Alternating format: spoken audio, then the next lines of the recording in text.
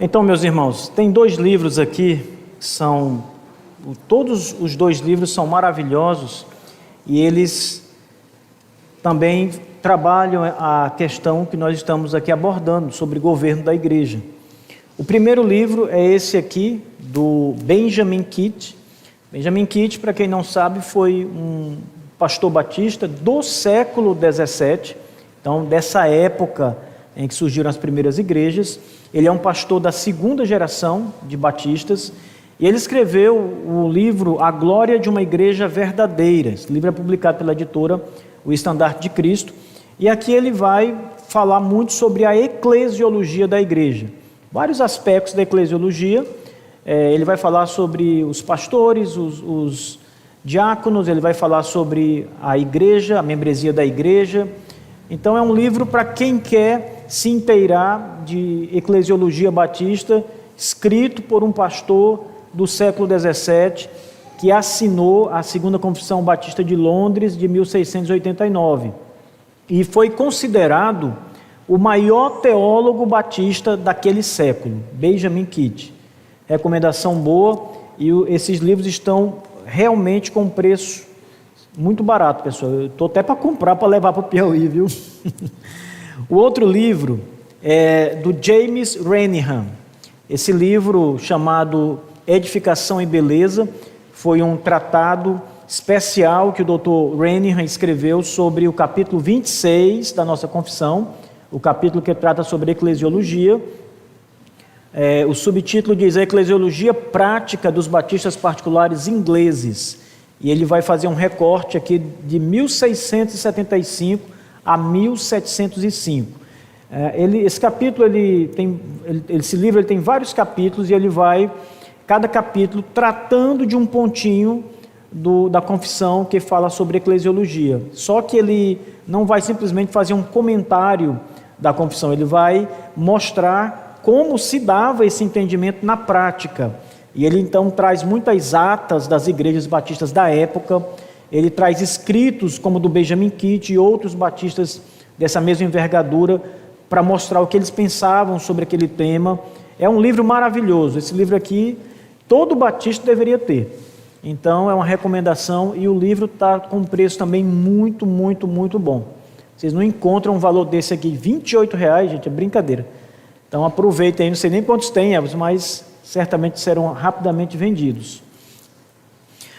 Bem, vamos então para a nossa segunda palestra, irmãos. Vamos falar nesta segunda palestra sobre o governo congregacional da Igreja de Deus. Aqui eu quero enfatizar mais sobre o papel da congregação, do governo da congregação, o governo da igreja nas igrejas batistas reformadas. E eu quero começar tratando sobre os antecedentes históricos do congregacionalismo batista. O governo da igreja foi o primeiro ponto distintivo dos batistas reformados que os fez independentes de todas as demais igrejas reformadas do século XVII. O governo batista, esse modelo de governo batista congregacional, ele está... você vai localizar esse modelo na própria genealogia dos batistas. Então, isso pode ser classificado da seguinte maneira, prestem atenção nesse esquema. Primeiro, os batistas são filhos dos puritanos separatistas de governo independente ou congregacional.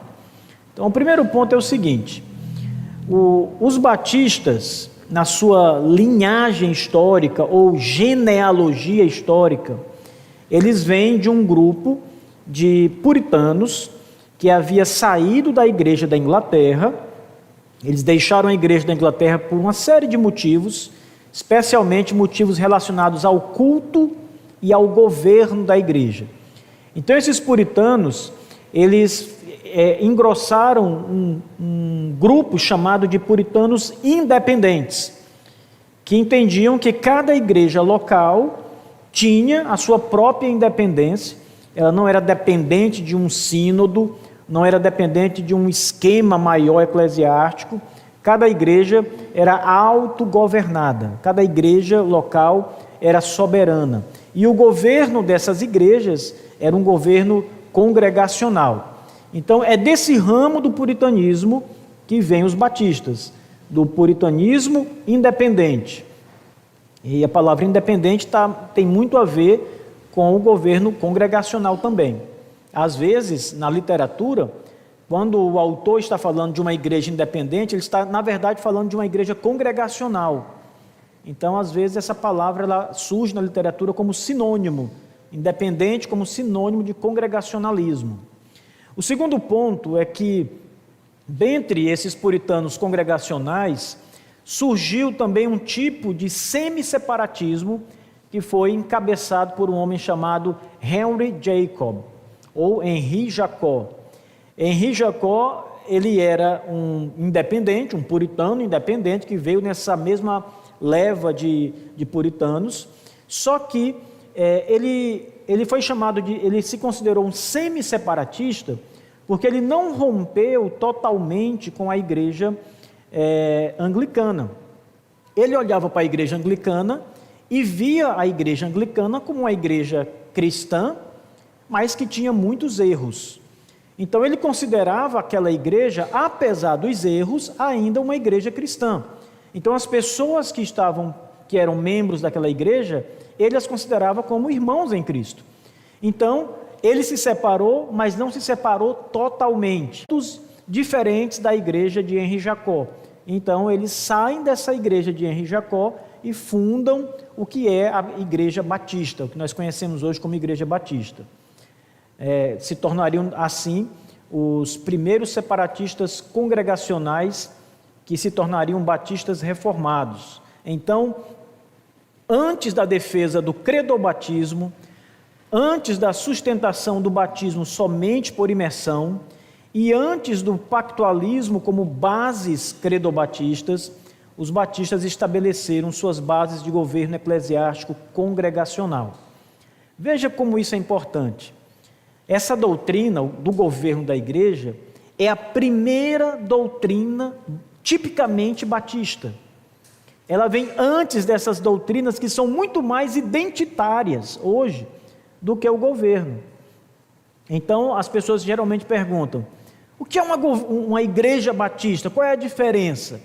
A maioria das pessoas vai dizer: olha, é uma igreja que batiza só crente, é uma igreja que batiza somente por imersão. Ok, correto.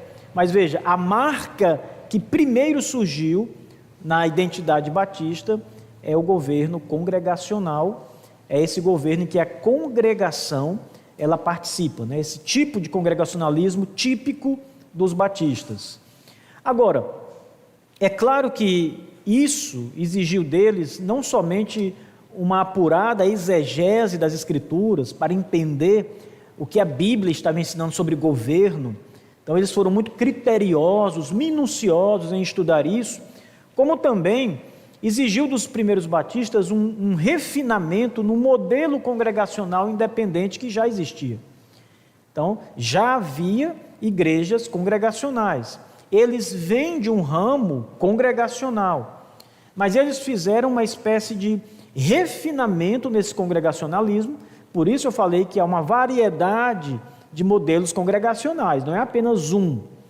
Então, quando você fala que é congregacional, você tem que dizer exatamente o que você está querendo dizer com congregacional, porque os modelos são variados.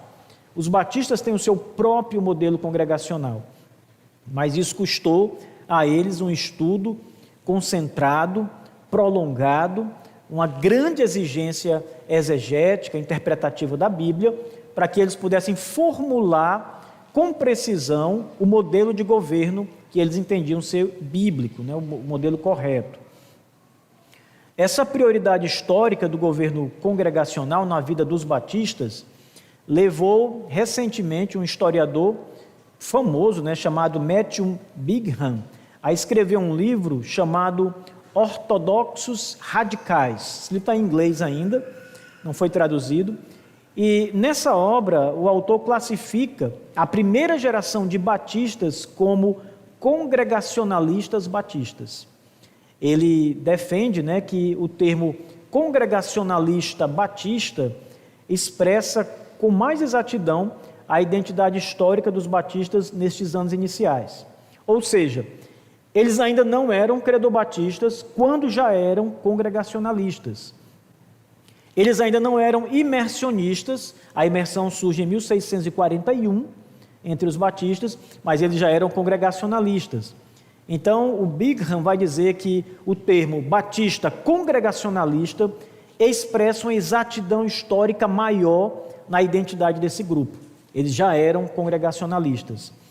Veja, irmãos, essa marca, que é a marca primária, identitária dos batistas, o governo da igreja, não deve de modo nenhum ser desprezada por nós batistas contemporâneos. O que nós devemos fazer, na verdade, é examinar esse modelo batista primeiro, que vigorou por todo o século XVII e depois. Então esse é um modelo que durou 100 anos sem alteração, ou pouquíssimas alterações, pouquíssimas igrejas batistas saíam um pouco desse modelo principal, e esse modelo, atualmente, na grande maioria das igrejas batistas, é um modelo rejeitado, isto é um modelo desconhecido, para ser mais exato. A maioria das igrejas batistas hoje, no Brasil e no mundo, aplica uma forma de governo antibíblica, na verdade, contrária às Escrituras, aonde toda a congregação se autogoverna. Então esse governo, além de ser antibíblico, é perigoso, pode levar a danos irreparáveis numa igreja. Então a participação da congregação no governo da igreja é um ponto importante, porque geralmente quando nós estamos tratando sobre uma igreja que é governada por presbíteros, a igreja batista fica perguntando: e nós? Não somos congregacionais? Nós não nos autogovernamos? Isso não vem da história, isso não vem da Escritura, isso vem desse modelo batista que é propagado há muito tempo no Brasil e fora do Brasil. Então, na cabeça do batista moderno, a igreja é congregacional pura. Toda a igreja toma as decisões, toda a igreja decide, toda a igreja lidera. Então não precisaria de um líder. Se toda a igreja lidera, para que um líder? Para que um pastor? Não é? Então esse não é um modelo bíblico, apesar de ser o modelo mais conhecido aqui no nosso meio. Os batistas reformados, eles trabalharam duro, repito, na exegese bíblica, essas questões relacionadas ao governo da igreja. O sistema de governo, classificado como congregacional, apresenta uma variedade de modelos, ou seja, existem vários tipos de governos congregacionais. E o tipo de governo congregacional das igrejas batistas reformadas não deve ser confundido de jeito nenhum com o chamado hipercongregacionalismo ou congregacionalismo puro. Esse modelo anula o governo dos presbíteros. Veja, nós vimos agora há pouco Paulo falando a Tito, eu só citei uma passagem, Paulo falando a Tito que os presbíteros devem governar, os presbíteros devem colocar outros presbíteros em igrejas que estão sem presbíteros. Os presbíteros têm um poder de governo, eles são os homens que estão debaixo do governo de Deus. Na verdade, eles são como Deus governando a igreja por eles. Então, se é toda a igreja que se autogoverna, ela anula esse governo, essa autoridade dos presbíteros, conforme a Escritura Sagrada. Então, quando a igreja transfere todo o poder de decisão para a congregação em si, reunida numa assembleia, ela está anulando o modelo bíblico de governo dos presbíteros e está trazendo para si mesmo um poder e um governo que não é bíblico, não é escriturístico. O governo dos batistas reformados é um tipo de congregacionalismo em que a igreja e os presbíteros cooperam. Esse é o ponto, irmãos, delicado, digamos, ou o ponto mais sensível que precisa ser entendido, para que vocês não caiam, primeiro, no erro do presbiterianismo, de um governo presbiteriano puro, e no governo de um congregacionalismo puro. Então, para dissipar esses dois modelos equivocados, é preciso entender cuidadosamente esse modelo em que os presbíteros governam com a participação da congregação. E é por isso que esse modelo ele é chamado também de congregacional, porque a congregação realmente participa das decisões. Mas notem bem o que eu acabei de falar. Os presbíteros governam.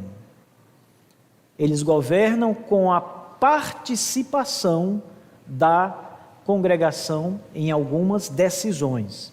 Ou seja, a congregação não toma todas as decisões. Algumas decisões somente os presbíteros tomam e a congregação não participa. Mas outras decisões, a congregação participa com os presbíteros nas decisões. Então a congregação vota para escolher, para determinar, para decidir.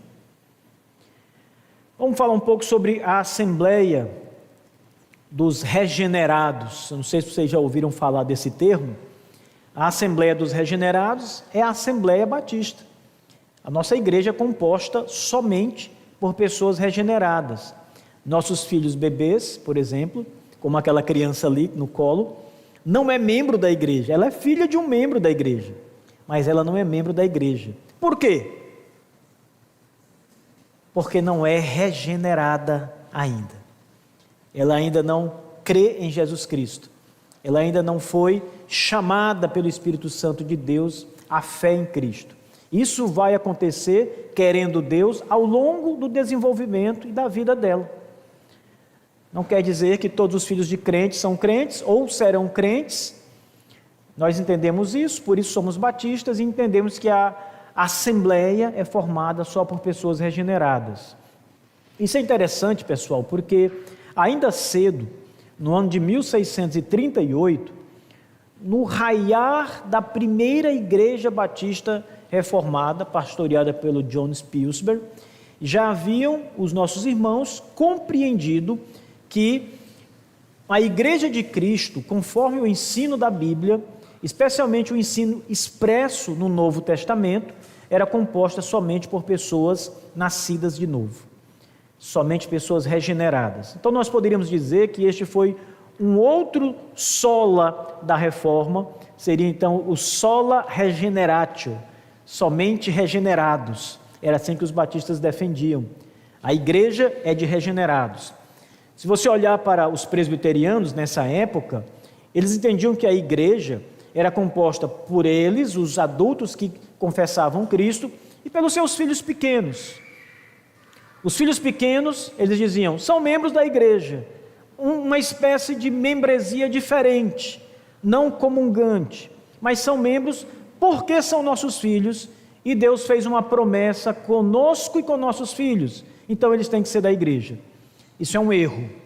Nossos pais batistas disseram, isso não é bíblico, é bonito, é romântico, mas não é escriturístico.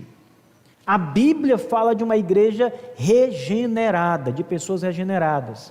Se você olhar para os congregacionais, um outro grupo reformado, o qual a nossa eclesiologia caminha muito mais perto, eles também tinham a mesma perspectiva presbiteriana de que a igreja era formada por eles e seus filhos, por conta do mesmo argumento pactual de que os filhos deles estavam no pacto com Deus, porque eram filhos de crentes. E nós também rejeitamos com o mesmo argumento.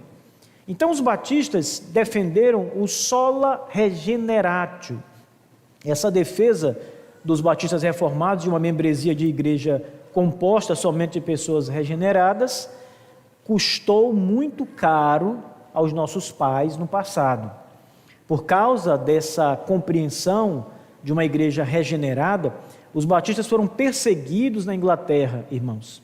Perseguidos pela igreja anglicana, que perseguia todos os reformados, não só os batistas, mas os batistas entraram também ali, e foram perseguidos pelas igrejas reformadas pedobatistas. Perseguidos porque nós rejeitávamos a compreensão deles de que a igreja era formada por eles e os filhos deles. E nós rejeitávamos a ideia de um batismo de bebês, E eles batizavam seus filhos e batizam até hoje porque entendem que eles são membros da igreja. É por isso que eles batizam. E nós rejeitamos também isso. Já que não são membros, claro, não podem ser batizados.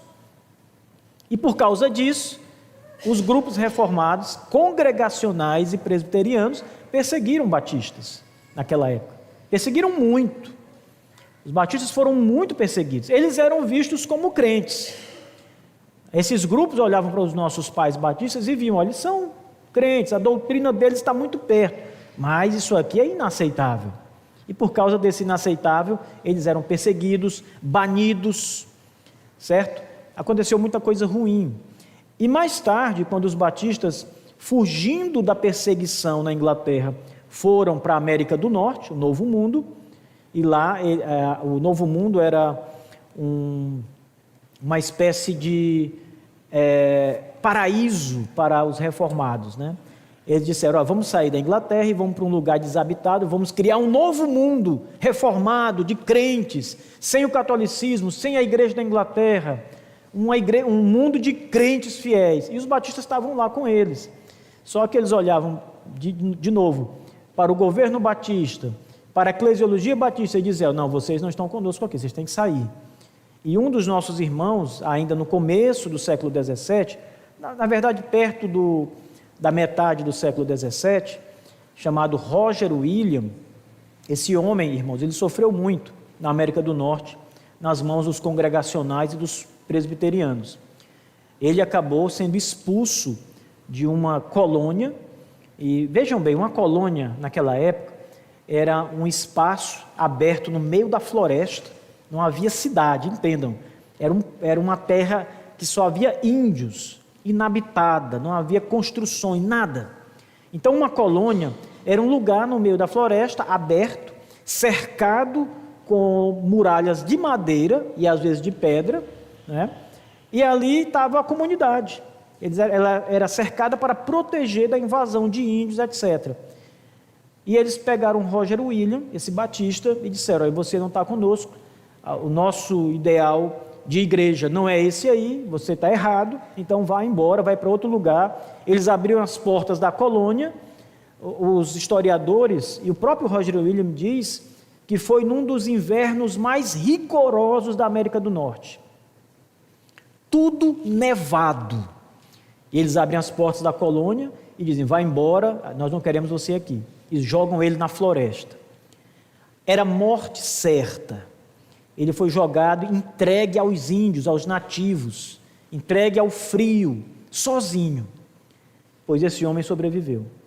Ele conseguiu fazer amizade com os índios, comprou um pedaço de terreno dos índios e ali ele disse, eu farei aqui uma nova colônia, será chamada de Providência, e aqui haverá liberdade religiosa.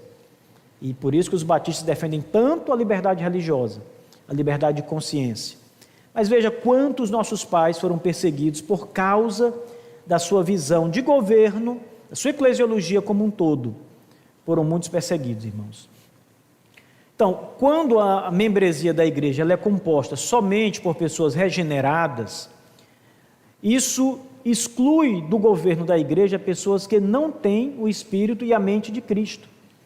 Então, se todos na igreja são crentes, o governo da igreja será o governo de Cristo, porque Cristo fala ao seu povo, pelo Espírito Santo que se move no povo de Deus. Se houver pessoas não regeneradas, imagine quem estará governando a igreja. Será um misto, né, de pessoas crentes com pessoas descrentes. Os nossos pais perceberam esse perigo e esse erro.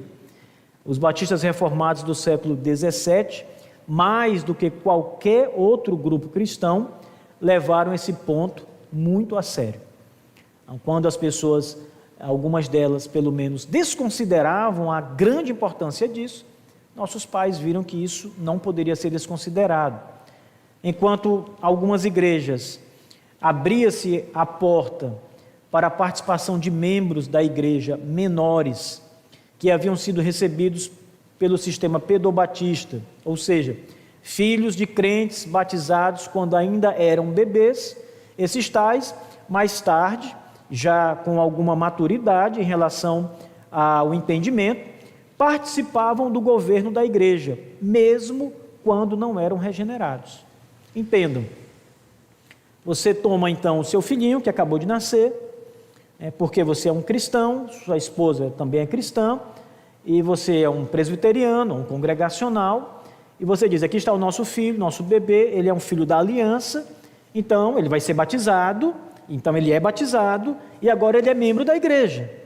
E essa criança vai crescer, ela não vai dirigir a igreja criança, mas ela vai crescer, vai amadurecer, vai começar a ter a maturidade para tomar decisões, em outras palavras, para saber das coisas. Só que se essa criança não for regenerada nesse ínterim, ela passará a tomar decisões na igreja, quando a maturidade chegar, porque ela será tida como membro da igreja. Acontece que se ela não for regenerada, irmãos, eis o problema. A igreja será governada, num governo congregacional, por exemplo, por pessoas não regeneradas, ou pelo menos também por pessoas não regeneradas. E os nossos pais observaram esse perigo e viram que isso não é só um perigo, isso não é bíblico. O governo da igreja não é para pessoas não regeneradas.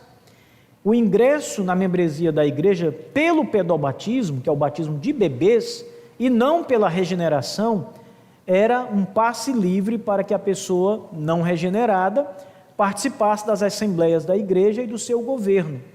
Os batistas reformados romperam totalmente com esse modelo e defenderam uma igreja regenerada, uma assembleia regenerada. Quando esta igreja aqui, local, se reúne para discutir alguma questão, ainda que ela tenha os seus presbíteros que governam a igreja, há participação da igreja nas decisões. Agora, se essa assembleia, no meio de vocês, tiverem pessoas que não são crentes, mas que terão direito a voto, que ajudarão a decidir os rumos da igreja, imagine a tragédia que não será. A igreja sendo dirigida por pessoas descrentes. É um grande perigo e nós não podemos deixar isso acontecer, porque senão estaremos falhando com a missão que Cristo nos deu. Sobre a reunião das assembleias, essas assembleias da igreja, elas existem principalmente para que os caminhos que a igreja vai trilhar sejam estabelecidos pelos presbíteros que governam a igreja. Nas assembleias, as decisões são anunciadas, votadas quando há necessidade de votar, e relatórios são apresentados e lidos diante de toda a congregação. Relatórios como lista dos membros da igreja, pessoas que chegaram, pessoas que saíram da igreja, relatórios financeiros, atas de reuniões, correspondências que a igreja recebe. Então a igreja fica a par disso. As reuniões da Assembleia são para acontecer isso, para discutir coisas assim, para votar coisas quando há necessidade de votar, e para que a igreja receba a instrução dos presbíteros, na direção que os presbíteros estão dando à igreja. Aqui a igreja não pode dizer, não, nós discordamos, pastor, nós não aceitamos. A igreja não tem a autoridade de levantar contra a autoridade de presbíteros que Deus deu para governar a igreja. Ela participa quando o momento da igreja participar surge. A gente vai tratar sobre esses momentos logo mais. A ordem das assembleias também é um ponto importante. A pauta das reuniões é estabelecida pelos presbíteros, sempre. 100% das vezes, numa assembleia, são os governantes da igreja, os presbíteros da igreja, que vão determinar a pauta das assembleias. Sempre. Eles receberam de Cristo o chamado para governar e o poder e a autoridade para fazê-lo em nome de Cristo, devendo a igreja estar submissa ao governo deles. Aqui, meus irmãos, é muito importante, especialmente na nossa época, entender que nós, a igreja, reconhecemos que Deus nos deu homens, como presbíteros, para exercerem a liderança e o governo da igreja sobre nós, que somos a igreja, com eles, e que isto é feito em nome de Cristo, pelo poder e autoridade de Cristo concedida a eles, e nós devemos nos submeter a isso. Então, se você, por exemplo, não aceita a liderança da igreja, o governo da igreja, mesmo que este governo não esteja fazendo nada de errado, apenas esteja dando uma direção à igreja, e você se levanta contra isso, isso é rebeldia, isso é pecado, deve ser tratado, essa pessoa deve ser chamada pelos presbíteros da igreja, deve haver uma conversa, deve ser esclarecido o governo da igreja para essa pessoa. E se mesmo assim ela se levantar contra o governo dos presbíteros, ela deve ser exemplarmente disciplinada na igreja. Se não se arrepender, deve ser excluída da igreja. Porque, veja, isso fere o governo bíblico, conforme os batistas entendem, os batistas reformados. Então, a igreja, ela não estipula as pautas que serão tomadas em uma assembleia, uma reunião de assembleia. Então, temos aqui uma reunião de assembleia, a igreja nunca vai pautar, a pauta já vem pronta pelos presbíteros da igreja.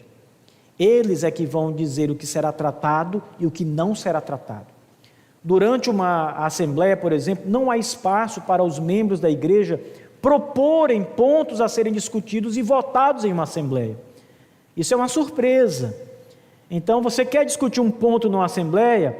Antes da assembleia, leve ao presbitério que você acha que deveria ser tratado. O presbitério da igreja vai analisar se isso deve ser levado à assembleia ou não. Se não for levado, eles têm autoridade para barrar, porque eles são os governantes da igreja.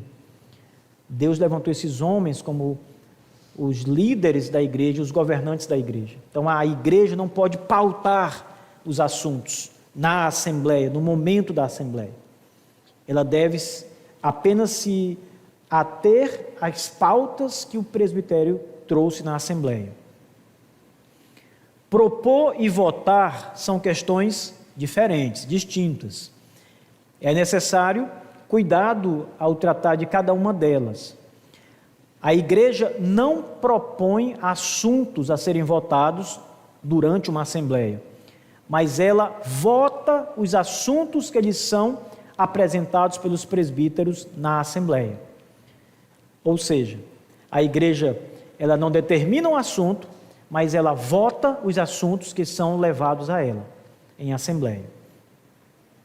Propor algo está na esfera de quem lidera e não na esfera de quem é liderado. Significa a direção a ser seguida pela igreja. Eu acho que a igreja deve andar por esse e este caminho. Você é um membro da igreja. Mas não é assim que os presbíteros acham. E os presbíteros são os governantes da igreja.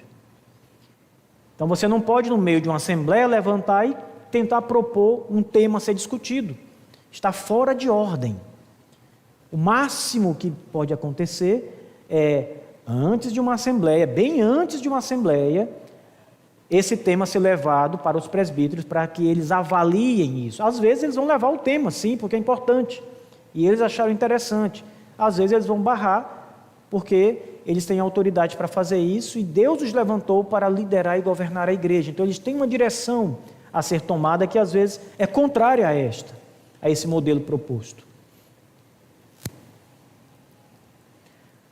Agora, quando uma igreja busca liderar, propondo, tentando durante uma assembleia propor e levar assuntos à discussão e deliberar e votar assuntos, propondo pontos a serem discutidos, a igreja usurpa o governo e a liderança dos presbíteros. Ela destrói o congregacionalismo bíblico e, em seu lugar, ela coloca um tipo de governo que é caracterizado como o congregacionalismo puro. Veja, ou então hipercongregacionalismo. Esses dois termos são aplicados a esse mesmo modelo. Esse é exatamente o modelo que acontece na maioria das igrejas batistas hoje. Esse modelo equivocado, em que toda a igreja se autolidera. Então acontece uma assembleia na igreja, um irmão levanta e diz: irmão, eu quero propor um assunto a ser discutido. E aí ele propõe um assunto, às vezes isso está contrário ao que a liderança da igreja está pensando, mas esse assunto acaba sendo aprovado. Por quê? Porque não são os presbíteros que lideram e governam, é toda a igreja. Então quem tiver mais voto nessa disputa vence. É um congregacionalismo puro. É como uma eleição que acontece num país. Quem tiver mais votos leva, pelo menos essas eleições majoritárias. E não é esse o modelo bíblico, não é por maioria de votos. É o governo que Deus estabelece, governando a igreja por meio dos seus presbíteros. Cristo fala por meio dos seus presbíteros. Cristo lidera o seu povo por meio dos seus pastores. Ele diz: eis que lhes darei pastores para vos pastorear. Então é por eles que Deus vai governando, liderando a sua igreja. E se a congregação usurpa esse poder e autoridade do pastor, querendo ela mesma autogovernar-se, que as suas decisões prevaleçam e não a liderança dos presbíteros, ela acaba com o governo bíblico. O hipercongregacionalismo é um erro, irmãos, e traz muitos danos à igreja, à saúde da igreja. Nesse tipo de governo, a igreja governa e lidera a si mesma em todas as decisões. É aquela história, né? Você é o dono do seu nariz, você vai fazer o que você quer. Você não tem ninguém sobre você. Você vai tomar suas próprias decisões. Você não se submete a um líder colocado por Deus que vai dar a direção da sua vida, da sua igreja. Você quer, você mesmo, ser o seu líder e tomar suas próprias decisões. Os presbíteros não lideram, apenas servem como moderadores das assembleias, é o que dizem muitos, prestem atenção nesse ponto. A argumentação é que os presbíteros da igreja não são governantes da igreja. Eles servem como uma espécie de moderador da igreja. Então ele abre uma assembleia, ele diz: eu não vou votar, toda a igreja vota, mas eu não voto, eu vou moderar aqui, eu vou fazer aqui as partes para funcionar corretamente a assembleia, vocês é que vão decidir. Esse é o modelo equivocado, e é o modelo mais visto no Brasil, entre os batistas, e fora do Brasil também. Mas no modelo bíblico, irmãos, os pastores não são apenas moderadores das assembleias. No modelo bíblico, os pastores são os líderes da igreja. Eles são os governantes da igreja. Se os pastores forem apenas moderadores, eles se tornam meros observadores das decisões. Eles não imprimem uma direção na igreja, eles vão obedecer o que a igreja determinou e decidiu em relação ao governo e em relação à direção a ser tomada. Claro que nós não vamos encontrar isso nas Escrituras Sagradas. Não vai haver esse modelo. Agora, quando é que a igreja participa? Quando é que a igreja realmente exerce o seu poder de governo, junto com os presbíteros? Vou apresentar para vocês alguns pontos aqui que mostram que a participação de toda a congregação no governo da igreja inclui decidir em algumas questões, tais como, anotem aí, primeiro, eleição dos oficiais da igreja. Então a igreja vai eleger um presbítero, a igreja vai eleger um diácono, um novo diácono. Não são os pastores que vão escolher sozinhos e dizer: igreja, aqui estão os novos presbíteros e os novos diáconos da igreja, digam amém. Não é assim. A igreja precisa reconhecer estes homens, a igreja precisa entender que Deus levantou esses homens como presbíteros, a igreja precisa ver as qualificações deles para os seus ofícios, e a igreja precisa ordená-los por meio dos presbíteros, é claro, ou seja, reconhecemos presbíteros que eles são homens chamados por Deus para a nossa ajuda, o nosso trabalho aqui na igreja. Portanto, os presbíteros são autorizados a ordená-los ao presbitério ou ao diaconato. Eles não podem fazer isso sem a congregação. Ainda que eu queira muito que tal pessoa seja um presbítero, se a igreja não reconhece os dons e vocação deste homem, ela pode recusar-se. E ela tem autoridade para isso, ela governa neste sentido. Também, para receber novos membros na igreja. O presbítero ou o presbitério de uma igreja não pode simplesmente apresentar, olha, estes serão os novos membros, já estudamos a Bíblia, estão tudo ok, digam amém. Não. A igreja também é quem autoriza, é quem reconhece, é quem dá o aval junto com os presbíteros para receber estas novas pessoas na igreja como membros. Então note que há uma participação no governo da congregação. Essa participação não é total, isto é, a igreja não participa de todas as decisões, mas ela participa de algumas decisões. Por isso que esse modelo é chamado de governo de presbíteros com a participação da igreja.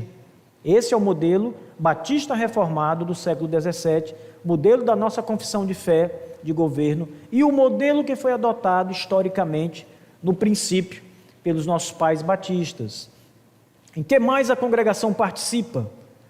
Ela participa na disciplina e na exclusão de membros da igreja. Então, sempre que um membro vai ser disciplinado, não é o pastor que disciplina este membro, me refiro aqui à exclusão da igreja. O pastor não pode, ele ou o grupo de presbíteros da igreja, excluir o membro, a parte da congregação, do apoio da congregação. Então, é a igreja, a autoridade da igreja, excluir e exercer a disciplina eclesiástica sobre alguns membros.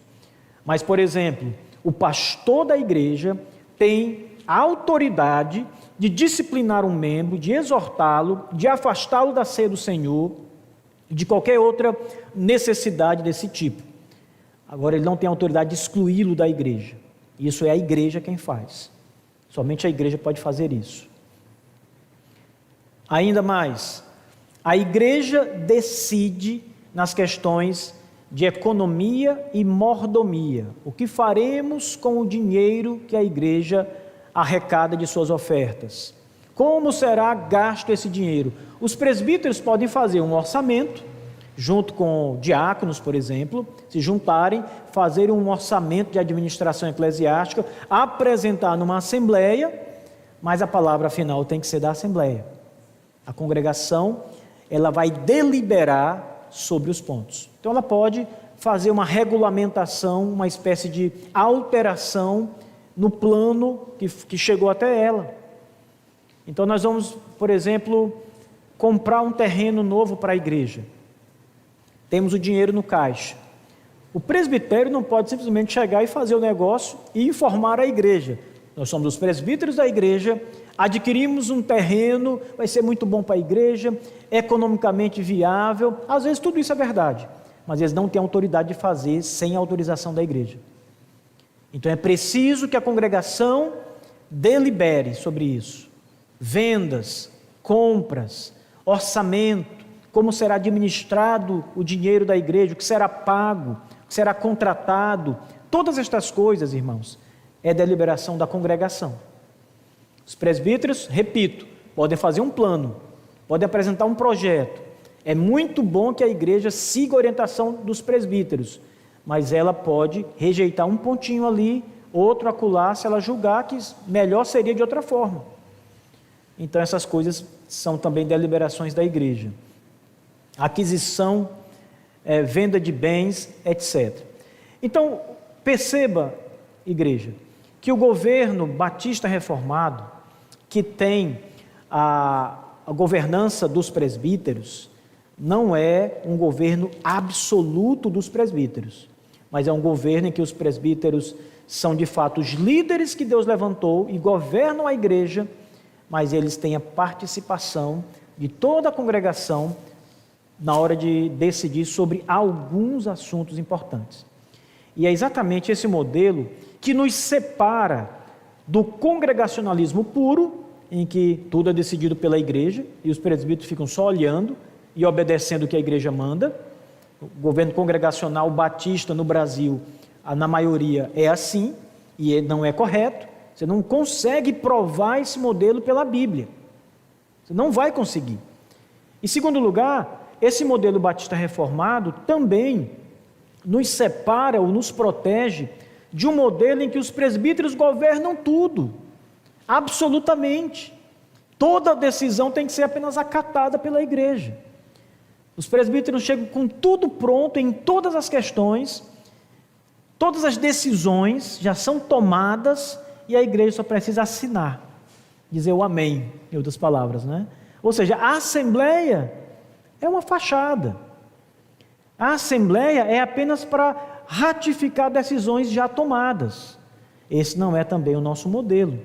Os presbíteros não são líderes absolutos, governantes absolutos. A igreja não é a governante absoluta, não é a liderança absoluta. É preciso, os batistas intermediaram e colocaram a maior parte desse governo sobre os ombros dos presbíteros, mas uma parte sobre o ombro da congregação. E essa unificação do governo, presbíteros e congregação, é que forma o governo batista reformado, conforme as Escrituras Sagradas apresentam.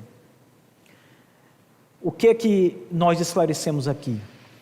Que o nosso tipo de modelo congregacional é um modelo diferente de outros tipos de modelos congregacionais. Nós não temos um único modelo congregacional, existem vários outros modelos, notem bem. Mas este modelo, irmãos, depois de uma séria análise exegética nas Escrituras, os nossos pais, você vai encontrar isso aqui nesses livros, por exemplo, os nossos pais avaliaram, estudaram as passagens que falam, por exemplo, textos que mostram que a igreja governa, estudaram passagens em que mostram que textos que os presbíteros é que governam. Como fica isso? Então, eles entenderam que os presbíteros governam com participação da igreja. Então, esse é um modelo típico dos batistas reformados.